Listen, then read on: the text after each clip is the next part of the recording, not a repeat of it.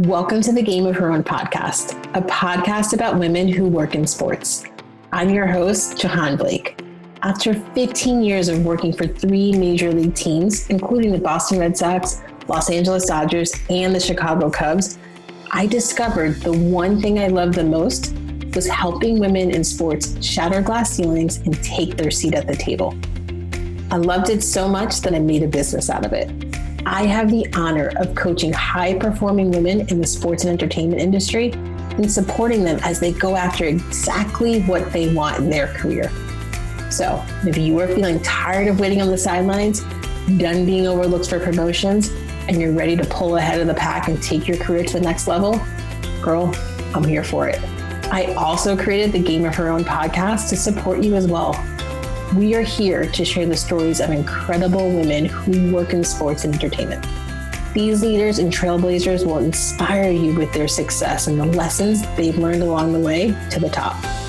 Ladies, there is nothing like women empowering women. I am so honored you're here. Okay, ladies, I have 4 quick questions for you before we get to today's episode. Do you take things personally? Do you worry about what other people think of you? Do you take time to reflect on your failures? Do you focus on what you can control? My guest, Katie Haas, COO of the Western and Southern Open, talks about the importance of all of those things that I just asked you. I think my favorite part of the conversation is that Katie gets super real and shares that she's still working on some of those things.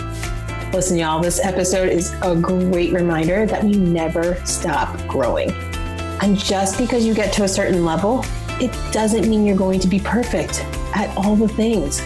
Great leaders like Katie understand their strengths just as much as they understand the areas they need to continue to work on. One thing of many that Katie is good at is telling it like it is, which is why I'm super excited for you to listen to our conversation. Okay, ladies, it is time to jump in. We hope you enjoy. Katie, welcome to the Game of Her Own podcast. I am so glad you're here. I am so glad to be here, Jahaan. Thank you for having me. Of course. All right. So before we dive into your, I think, amazing career, before we get into that and learn more about it, take us back in time to when you first fell in love with sports. Wow. Well, I don't know if I was allowed to fall in love or if it was forced upon me. Having 3 older brothers, no sisters, my entire childhood was being dragged to every soccer, football, basketball, you name it, sporting event for my brothers. And it was kind of funny that as I got a little older in high school and you start thinking about college and what you're going to do and be when you grow up, I thought, well, and from the time I was like 10, I wanted to own my own record company, which is so funny. Because I know nothing of music and have no ability whatsoever in that world. So where I got that idea, I have no idea. But then I started at probably about 16 years old going, well, I don't know what to do. I don't have any abilities. I don't have skills. And then I thought, well, I know sports. Like that's something because I've just been exposed to it for my entire life at that point in time. And so that's kind of how the quote unquote love of sports was presented to me and forced upon me in a way. But now I've never in my career woken up to say, I don't want to go to work today. And I'm so blessed and thankful for that. And I truly believe it's because of the industry I work in. And it's because it's fun at the end of the day, right? It's not work. It's really fun. So Yes, I can 100% relate to that. It does not feel like work at all. Maybe in like those days where you get no sleep and it's been like a 2-week run without a break, maybe then, but other than that, no, not at all. Tell us a little bit about your career and how you first broke into sports. So still being in high school, when I was a senior in high school, I was lucky enough to get a job working for the Sarasota Red Sox in Florida, which was at the time owned by the Boston Red Sox. It was the only minor league team that they had owned at the time. And this was under the previous ownership group then that owns it now. And so I would get out of high school my senior year every day at 1:30 or 2 o'clock, and I would head to the ballpark. I made $6 an hour doing everything from payroll to tarp duty. And there were literally only 3 of us who worked there. We didn't get a lot of fans.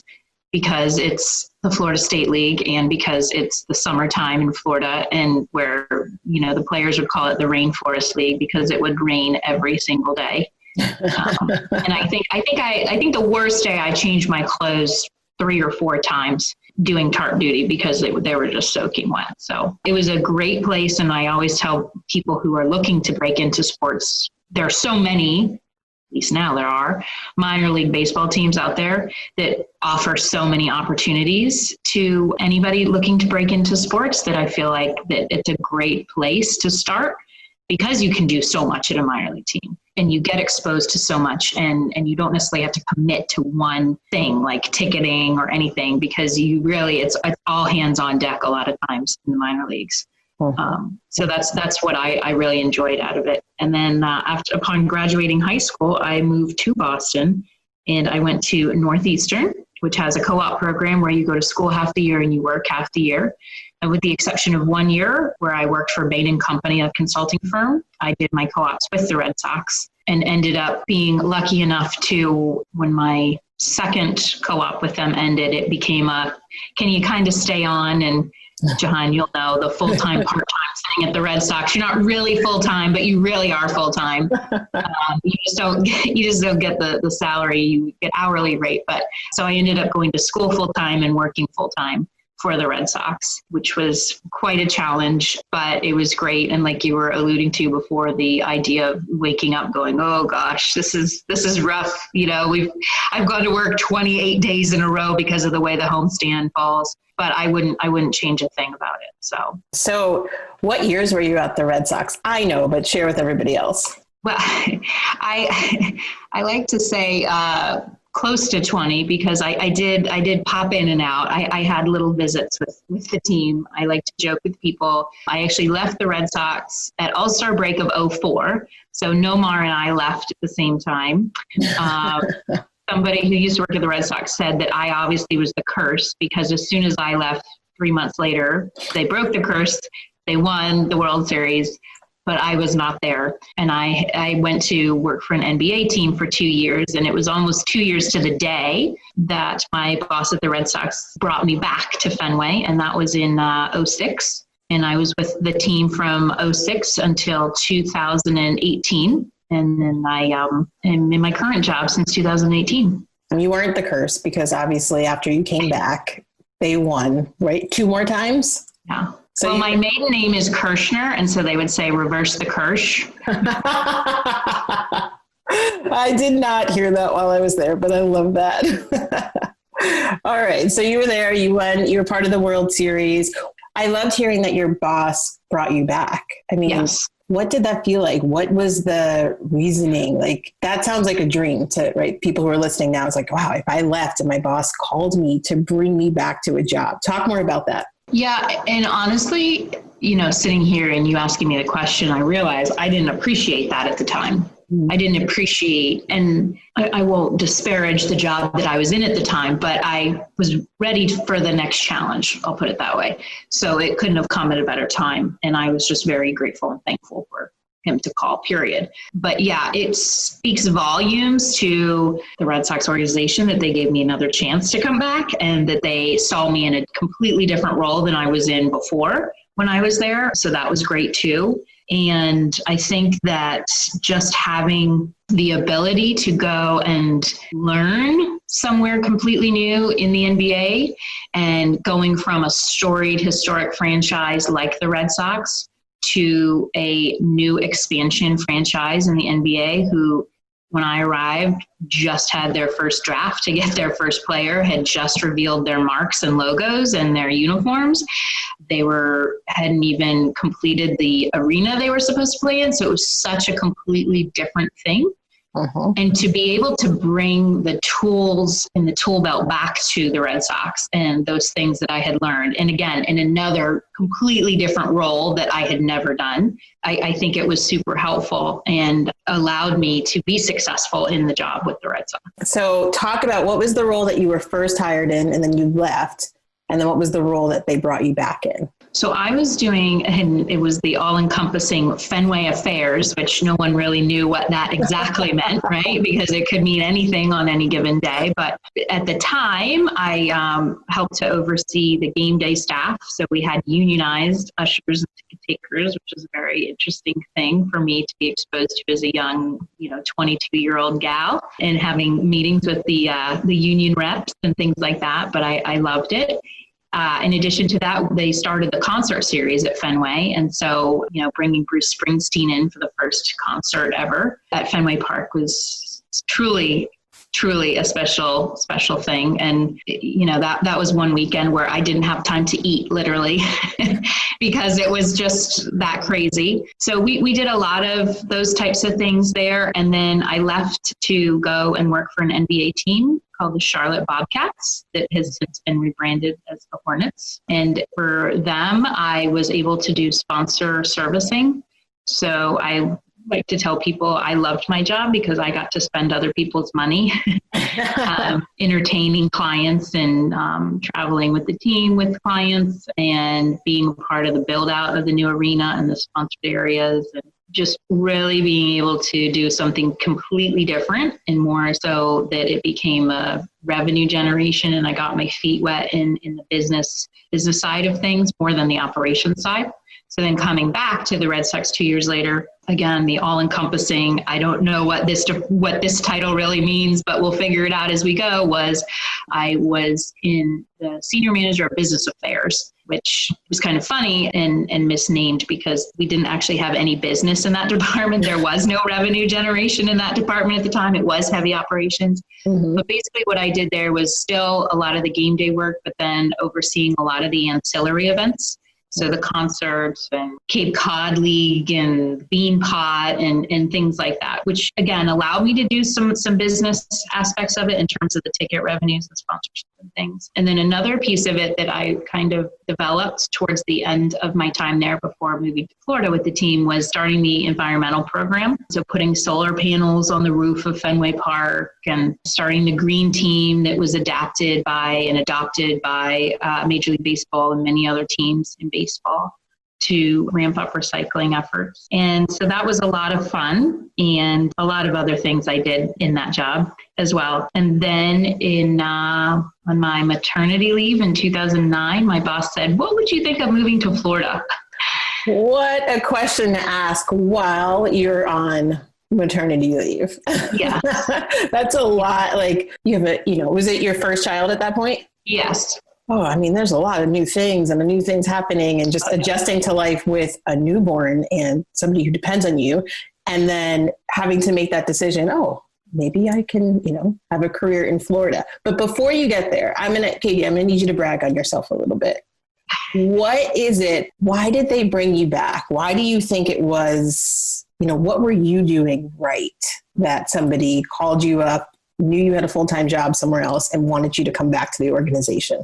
Well, I can't speak for my boss, but I always left doors open. I always stayed in touch. I always communicated and connected via email or text or phone whenever I could, whenever I felt appropriate, following up with, congratulations, I saw you did XYZ, things like that, which I still do today.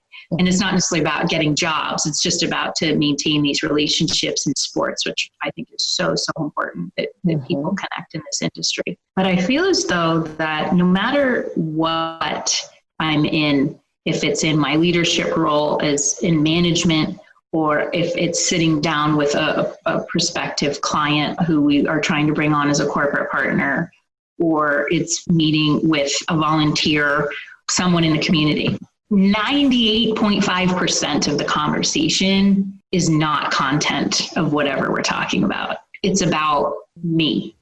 And it's about, for lack of a better word, selling me, right?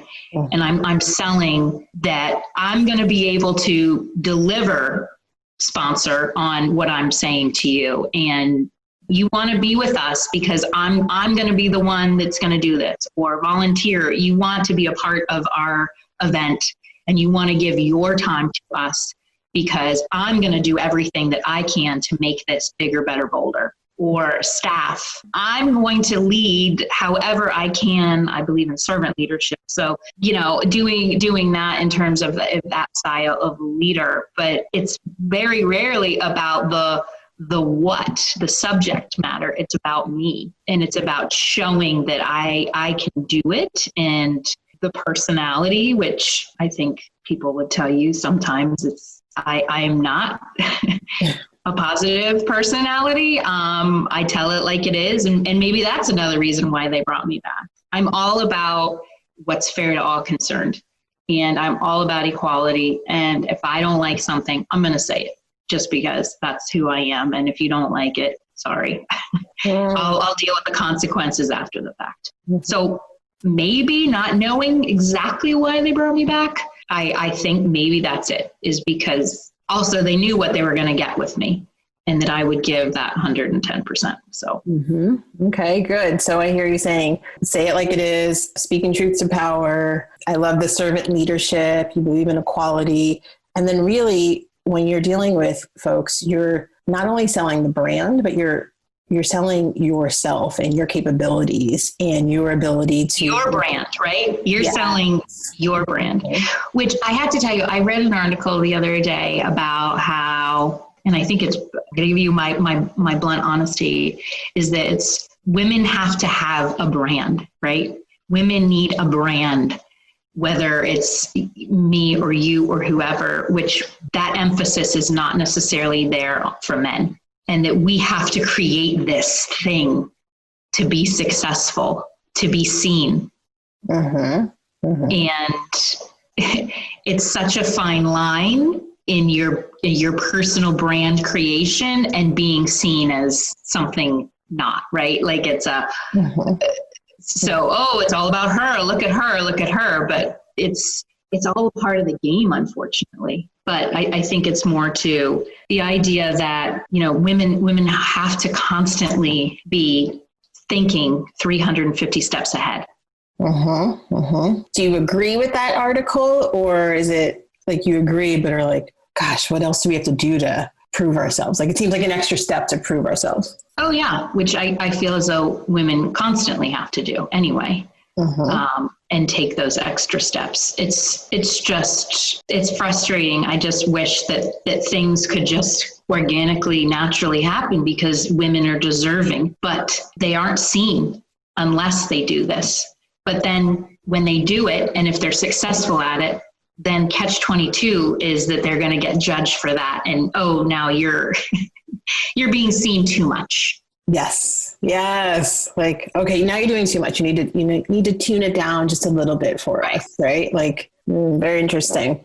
Okay. So you're selling your brand. You're asked to come back and you're asked to go down to Florida. Talk a little bit about what that was like and what you did in Florida. So they sent me down to Florida to be director of Florida business operations. And at the time, they had just signed a 30-year agreement with the local municipality there in Lee County. And Lee County was about to start the construction of an $80 million new facility for the team. And so part of my role was to be boots on the ground, overseeing the construction of the ballpark on a daily basis, but also finish out 2 seasons in the old facility that the team had been at since 1993 and transition to the new facility. Also, not only that whole movement and everything that encompasses, but also to set up a year-round business plan, because the team also purchased 20 acres of adjacent land next to the ballpark.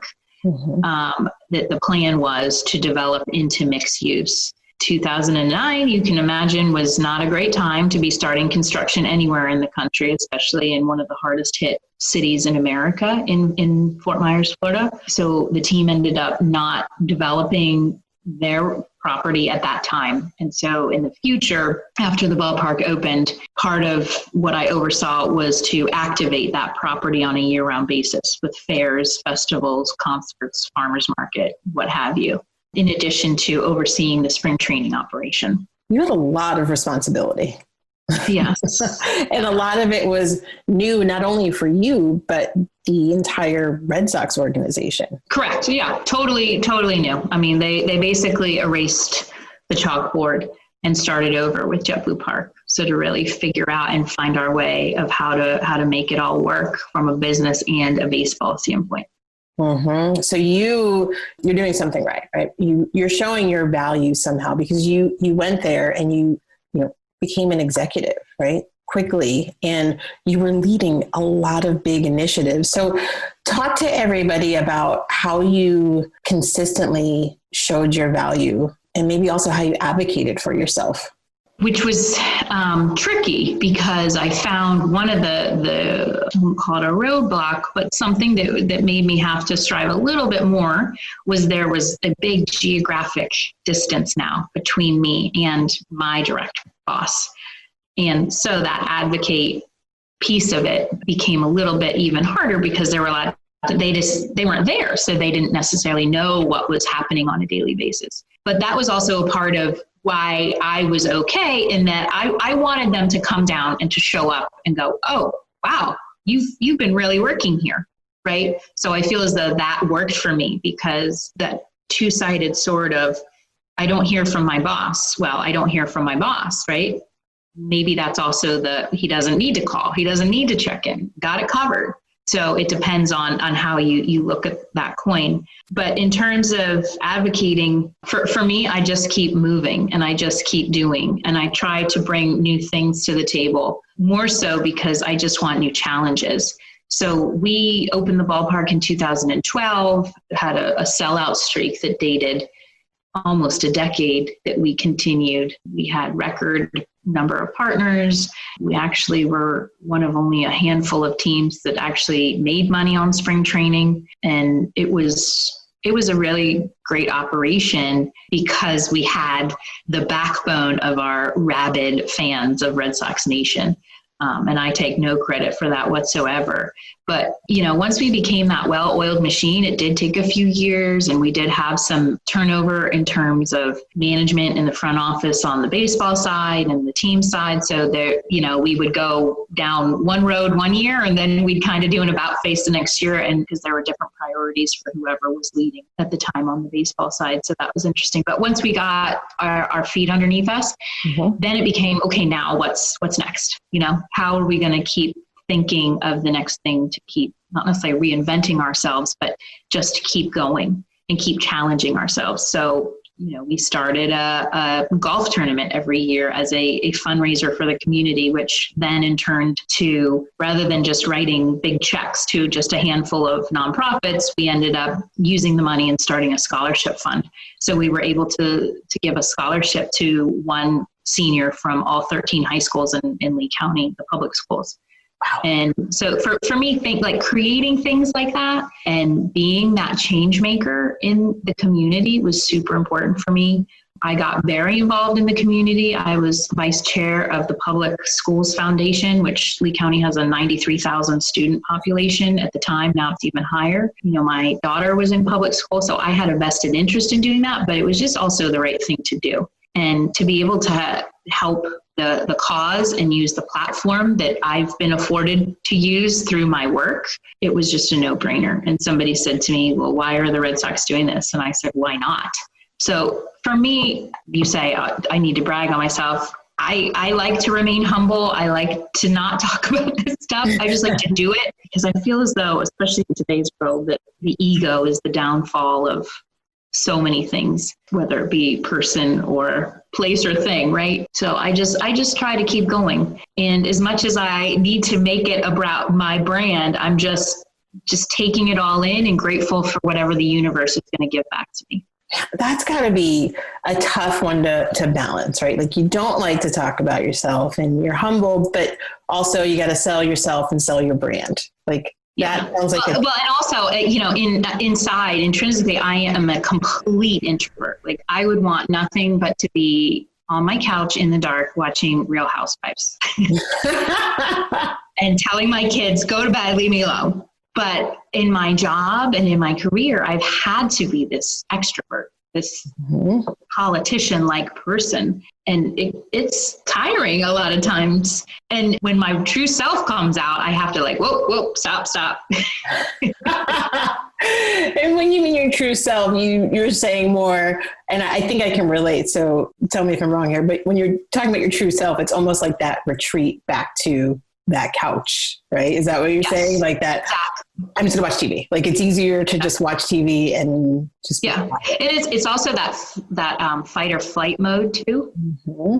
Mm-hmm. That I know it. I feel it coming on every single time that I am given news or a critique or something that I don't like. It's immediately somebody has drained the bathtub for me, and I just go inside and I go to a very dark place. And it's the mental part of having a career in general, let alone in sports as a female, is a big challenge.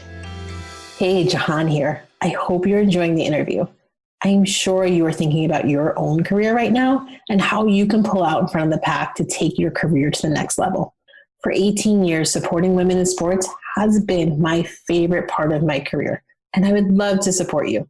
Whether it's joining my free Game of Her Own community or one of my one-on-one coaching programs, I am here for you. Send me a message at jblake@jahaanblake.com or DM me on Instagram @jahaanblake, and let's schedule a time to have a free session. I cannot wait to hear from you. All right, let's get back to why you're here. Talk more about how you motivate yourself and kind of get out of that dark place. Well, for me, I have to step back, and I just have to put it into perspective. And I just also have the ability to have distance of my career or longevity of my career that I can look back and go, remember when that thing happened when you were like 25 and it was the biggest deal at the time? And for like my 11-year-old daughter right now, everything is everything, right? And when you're in that moment, it's just like, paralyzing of, oh my gosh, I can't believe I said that. I'm going to get in so much trouble. I'm going to be looked upon as an idiot, or gosh, why did I say that? Or this is going to, and then I just have to take a step back and a deep breath and go, remember that time 10 years ago that happened? Didn't happen. And I think I have to continuously remind myself. And a friend of mine put it on Twitter the other day. Are you living your resume or are you living your eulogy? For me, it's again, on my tombstone, it's not going to say, had a great career in sports. Yeah. Right? Mm-hmm. And so I just have to put it in perspective. And this is, as I used to say, it's just baseball. It's just basketball. This is not the end of the world, and you will get through this. But for me, it's hard to let things go. And that's something that I work on a lot, is to not take things personally. And I also do a lot of after the fact, how are they going to take that email that I sent them? What are they thinking of me? And I have to let that go. And that's one of my largest challenges to date, is that I worry too much about what other people are going to think of what I say and do versus I can only control what I can control. So I can control what I say and do. I can't control how they feel about it. Mm-hmm. Yes. Yeah. I think. I don't know if I answered any of your questions so far, Jahaan, or just keep talking in circles and babbling here. No. This is good. So, what I'm hearing you say is, I think too, while you're talking, I'm getting excited because you're sharing and you're opening up, but then people are listening, and women in sports are listening thinking, oh, she's in the C-suite, she's an executive, and she still has these feelings. It almost normalizes it for all of us when we hear other women talk about it. My sister-in-law is a lawyer, and we said the other day to each other that one day we want jobs where we don't take our job home. And I'm not talking physically, it's like mentally, Yes. Mm-hmm. I spend all weekend thinking about the most stupid detail or one comment or just something. And it's so hard to turn off the brain. But I don't know. I think that's probably just the way we're wired as females, especially that we're just constantly thinking and challenging / worrying / whatever you want to say.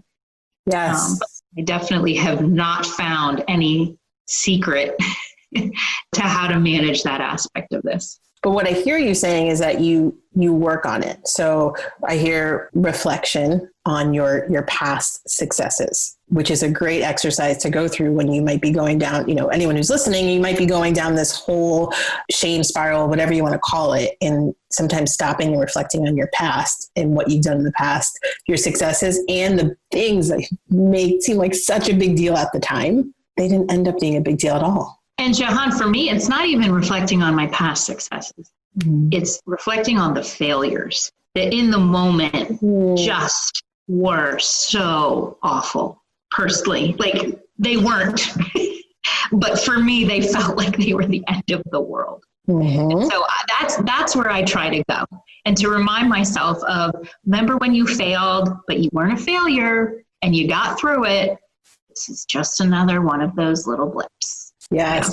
That's great. And then I hear you don't take things personally, right? You try not to take it personally. Yes. Which is not easy to do. I've had this conversation with a lot of women. It's not always easy to do that. No, I highly, also one of my reflection is a big thing, but I'm lucky enough that I do have an executive coach, which to me is therapy for sure. And, she's so good at, she doesn't know anybody I work with. She's 1,000 miles away when we talk on the phone, but I'll say something and I know I am so passionate about this person did this to me and blah, blah, blah. And she will say, you think so? Because I don't see it that way. And she just allows me to have these aha moments and these abilities to see something completely different, that I get out of my own way and my own head to see it differently. And it's so funny, she was helping me once prepare for a conversation I was going to have. And she's like, okay, let's practice. And I said something and she said, why don't we say it less negatively? I was like, what? What do you, I didn't even know. But she helps me to have that wherewithal to see things completely different. But she also helps me, and she's a part of Eckerd College in Florida. They're a part of the Center for Creative Leadership. So I did a week-long session there, and it was when I was at the Red Sox. It was perfect. The course was called Leading from the Middle, which at the time was kind of what I was doing. And how do you adapt? How do you lead when you're getting the information, and then how do you lead your people underneath? So it was really great. But the one thing that they talk about nonstop in this is stay in the center ring. Don't go in the sideshow. Say more about that. It's so true. And I say it all the time to myself, to people working, like, don't go to the water cooler. Stay in the conference room, right? Stay in the center ring. Don't go in the sideshow. Don't go to the emotional aspects. They do this thing called SBI, which is situation, behavior, impact. So Jahaan, I can't believe you did that, right? It's Jahaan, when you did this affected me in this way. Taking emotion out of it, making it more, not relevant, but having the emotional intelligence, which is something I wish they would teach in college, because that's such a big deal in terms of business. Yes. I just feel it's just lacking, especially in what I'm seeing today. But sorry, I'm tangenting again. I'm going to the sideshow. So to stay in that center ring, right? And then they're also big about, there's your business, their business, and God's business. And all you can control is your business. I'm proud of myself that I've been better at realizing I can't control other people. I can only do what I can do, and let it go. Just let it go. Sorry, that was a long ramble again. No, but it's needed. And I know I'm going to speak for women who are listening who I don't even know, but I'm sure they appreciate hearing that. And when did you make the decision to get a coach? Well, luckily it was a part of, and I was very grateful to the Red Sox that they allowed me to go for a week and do this, because it also came with a 360 review, which I highly recommend. Yes. To anybody, because that's one where you're reviewed by not only your boss, which that's all you ever get reviewed usually, right? And it's unfortunately usually a one-time a year thing, and they have to find things to criticize. And but a 360 is one where you're reviewed by your boss, your peers, your direct reports. people that necessarily don't even work in the same company with you. And it really, for me, provided great perspective from so many different facets and helped me to learn on things I needed to work on. That's one of my big things too, is just remaining teachable and remaining open to change and open to, I don't know everything. Are you kidding me? Like, I know nothing. And I'm mentoring a girl now, and I've said to her, and I mean, this girl's incredible. She just graduated from Howard, and now she's going to grad school for hospital administration while also getting her MBA. And I said, I'm going to learn a lot more from you than you will ever learn from me. So I apologize now. But just remaining teachable and open, and the emotional intelligence aspect, at least of my job now, the human behavioral element of the job is so much of how do you deal with people, and how, if I'm going to tell you the same thing I'm going to tell, Joe next to you at the next cubicle over, but I have to deliver it two separate ways. Like, I'm still going to get to the finish line, but the way I present it to you or say it to you will be this way, and the way I present it to Joe will be this way.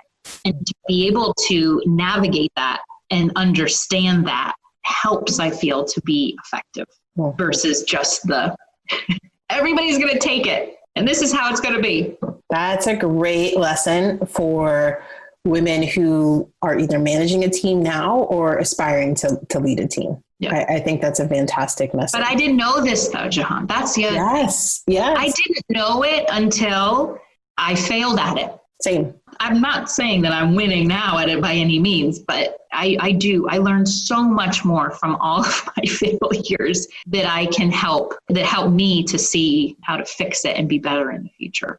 Okay, let's shift gears and talk about what you do now. So share with everybody what you do now and who you do it for. Back in 2018, I got a call from a headhunter asking if I would be interested to interview for a COO role in Cincinnati, Ohio, in tennis. And I kind of laughed. As a vice president for the Boston Red Sox, only female in my position in Major League Baseball at the time, I thought, no. Cincinnati? No. Tennis? I don't know anything about tennis. Like, what? Not that I did at the time for baseball or basketball for that matter, but that's a whole nother story. But I was like, I'll let you know. I sent it to my husband, and my husband looked at it and he said, have you looked at this? I was like, I'm not equipped for that. Like, what? No. And he goes, you should really take a look at this. He's like, they give millions. This tournament gives millions of dollars to charity every year. So it must be really successful. Okay, I'll look at it. So anyway, long story short, I accepted a job with the Western and Southern Open, which is a Masters 1000 ATP tournament and a Premier 5 WTA. So for those like me 2 years ago who really didn't know much about tennis, that is the highest level you can get in men's tennis and the second highest level you can get in women's tennis, and one of the very few combined men and women events in the world. It's owned by the USTA that also puts on the US Open every year. So to be able to have that leadership and that parent company was a big deal for me, because they are not only the governing body, but they put on one of the largest, most successful events in the world over a 3-week period. So I knew that there was a huge opportunity for me to learn not just all about tennis, but just the inner workings of yet another sport for me. But to be able then to also get to that C-suite was a gift. So 2 years later, fast forward, we love the Midwest, which came as a big surprise to the whole family, but life here is awesome. We do love it, and tennis has been fantastic. The tournament, unfortunately, due to COVID, is being moved and played in New York at our parent company's home at the National Tennis Center in Queens. So we are actually going to be having our tournament there with no fans on site.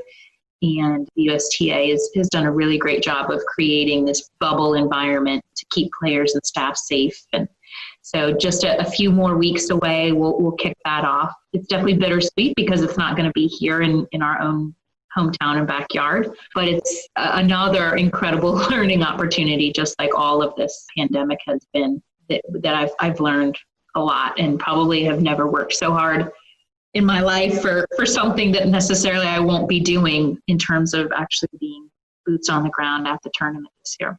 So talk a little bit more about what a COO does. Well, I would tell people that for me, and my boss, the CEO, was also the tournament director. So I would tell people, for me, I worry about everything except what's going on the court, right? So I worry about the ticket sales, the sponsors, the operations of the facility, the path of the fan, the marketing, the PR. We also have a robust volunteer army of 1,200 that act as our operational staff during the week of the tournament, which is incredible. And it says a lot about this community that people literally take vacations from their job to come and volunteer. The tournament does give back quite a bit to the local community in the form of our three main beneficiaries, one being the Children's Hospital here in town. So a lot of people are very passionate about that. So that helps. Like I said, I've never woken up to say, I don't want to go to work today. So in terms of COO, it's really having a hand in every aspect of it, which is pretty great. And then with our tournament director and CEO, our boss at the time, he's actually taken a job and moved on. So I don't have a direct boss at the moment or direct here in Ohio. So that's also been a challenge this summer. Mm-hmm. But our boss at the USTA said we were a good mixed doubles team because we complemented each other for sure. So that's definitely helpful with everything, is to have somebody who challenges you, kind of like my executive coach in a way, but having a boss that also not only respects you and respects your opinion, but also challenges you to open your eyes and your heart and your mind to another opinion. Yes. Yeah. So talk to us a little bit. Okay. So now you make the jump from a VP to COO, which is huge, by the way. And I remember seeing this being like, this is amazing. I know her. Like, this is so cool. So what's your approach when your first couple of months, when you first start the job? I started the job on August 1st and the tournament was August 10th. Oh, okay. So for me, it was really just being a sponge as much as I could be, because there are so many acronyms in tennis, whether it be ATP, WTA, USTA. And so just to learn all of the inner workings. And I was lucky enough to be able to meet with so many people the week of the tournament, which I don't think I could be halfway near as successful in any job if I didn't have had that ability to just pick people's brains and just to sit back and not make real change, right? It's not that anything needed to be changed by any means. It's just, how can we continue to make our tournament bigger, better, bolder in the future? With that came just, auditing procedures, seeing where we were deficient in certain areas of our operation, whether it be administratively or facility related, and just start making those plans and working with the USTA on, the strategic vision for the tournament as it relates to the next 3, 5, 10 years. Now, I know what your superpower is, right? Being a change agent through connectivity. Say more about what that means and what it looks like in your current role. So for me, I say, I wouldn't even say it's my superpower. It's my passion, right? It's my passion power that I want to be that agent of change, whether it is being more efficient with our operation, or it's providing a better 401k for our staff, or it's whatever. But the connectivity part for me is seeing a problem, seeing a challenge, seeing somebody that needs something, and me saying, oh, I have that. I have what you need. Let me help you. And whether or not that's in my job as COO, whether that's my board member hat on, that, we need some new grant money. Okay, I'm going to go find you some grant money. Or it's starting the Red Sox scholarship fund. So for me, one of my favorite stories from construction of JetBlue Park was we sat in the construction trailer, which was also very interesting, the only female in that trailer every week, that somebody said, well, we're not going to have natural gas. We're going to have propane. And I thought, man, I can't believe we're going to have this state-of-the-art facility. We can't even get the gas company, and they said, well, the gas company doesn't want to do it because it's running 2 miles of line from where their main line is to this facility. So I sat there and I immediately texted who I view as a superhero, our marketing and PR person at the Red Sox in Florida, Melinda. And I said, don't you know somebody at the gas company out of Tampa, 2 hours away? You know, she's like, well, let me make some calls. So she called somebody who called somebody who called somebody. 2 days later, yep, they're going to run the gas lines. So I mean, that's a silly example probably, but just one of those where I sit there and I'm surrounded by people, experts in the field of construction and people with the municipality and everything. And for me, I don't want to take no. I want to find a way always. You can say there's a problem, but tell me there's also an answer. Mm-hmm. And so for me, that's what I always feel is my passion, is to bring about change through the ways that we can all work together to get there. And that's why also it's so those connections in the sports industry, but the connections that you can make with your community, wherever you're at, whatever you do, is so important. That's good stuff, Katie. You keep saying, I've heard this a few times, being the only female in the room, being the highest ranking female at the time when you were at the Red Sox in that position. Give some advice to women who are listening who may be intimidated by our industry being such a male, predominantly male industry, or maybe they're intimidated, or maybe they just want a glimpse into what it looks like and how someone like you handles it. Well, as we talked about knowing the emotional intelligence of your staff and how to deal with it, for me, it's always been know your audience. And when the audience is primarily been male, it's tough. It is tough. I wish I could make it rosier. I really do. But there have been a lot of challenges along the way. And those are those things that I just wish that it was easier, but I don't think it is getting easier for the gals that are coming behind me.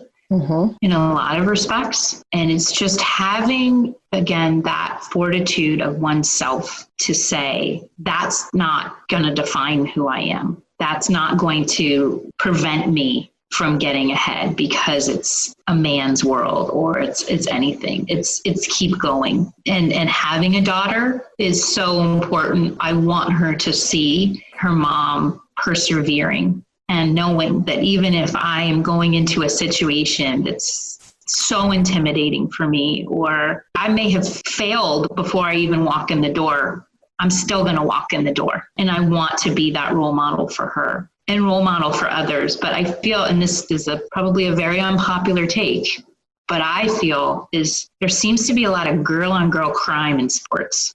Yes. And it hurts my heart. And I think for me coming up, I was either unaware or naive, or maybe hopefully I was just too busy to see it. And I was so passionately driven that I wanted, 20 years ago, my dream job was to be the first female CEO of a team in the Major Four that didn't get the job because, their name is also on the paychecks, their last name, right? Like they're not an owner or something. Mm-hmm. And obviously there have been women who have succeeded me already, which is fantastic. But I don't know. And also you'll know Jahaan because you know the department I worked in too at the Red Sox was very male dominated at the time in terms of the facilities and the operations staff and security and things like that. So maybe I just didn't experience it either, but taking a step back and hearing stories from my female counterparts of the mean girls, or it just seems as though, and I don't know if women are just, I don't know what it is. I don't know why. I don't know why that girl on girl crime exists in sports. Mm-hmm. And maybe I'm wrong. I hope I am wrong. I think there's something there because I do think it is, right? It's very competitive. Sports is not easy to get into. I think what some conversations I'm starting to hear, I love this, is just because someone gets in and gets a job and rises to the top, we got to cheer them on. Right. And not only do we have to cheer them on, and that person gets in has to look back and help other people, bring them right back in, right in, like right behind them to help. Right. That's a lot of the conversation I'm starting to hear.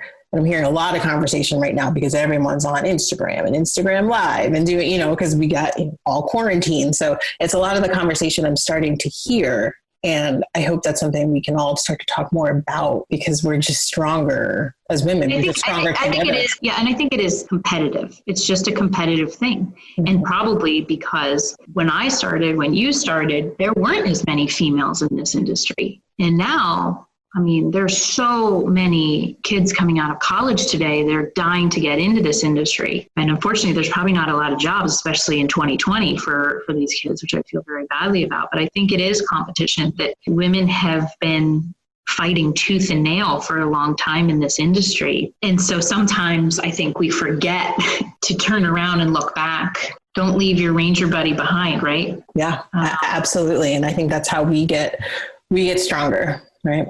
As women.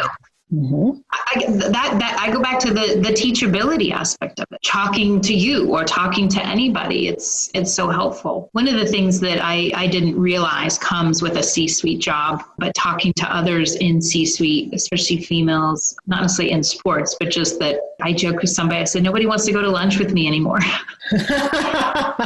And I think it is. It becomes kind of a lonely thing, because ready or not, you're put in this position and your direct reports are now viewing you in a certain way, versus you just want to be one of the team, like, let's get it, but you've been put there, which is where you wanted to be, but you didn't realize what came with it necessarily in that relationship connection piece of it. It took me by surprise, for sure. Well, if I was there, I would go to lunch with you for sure. You're welcome. Tell us, what's the best piece of advice you've ever received?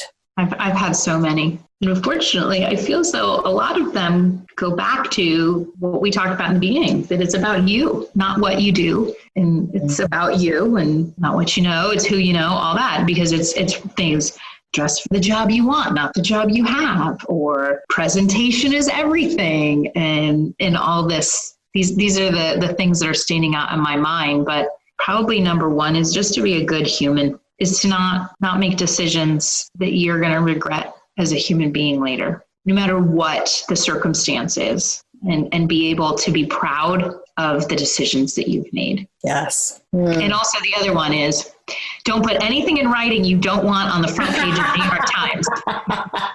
I say that all the time to people. That is one of the biggest lessons we were taught, I think, over in Boston. That's really funny. Yes.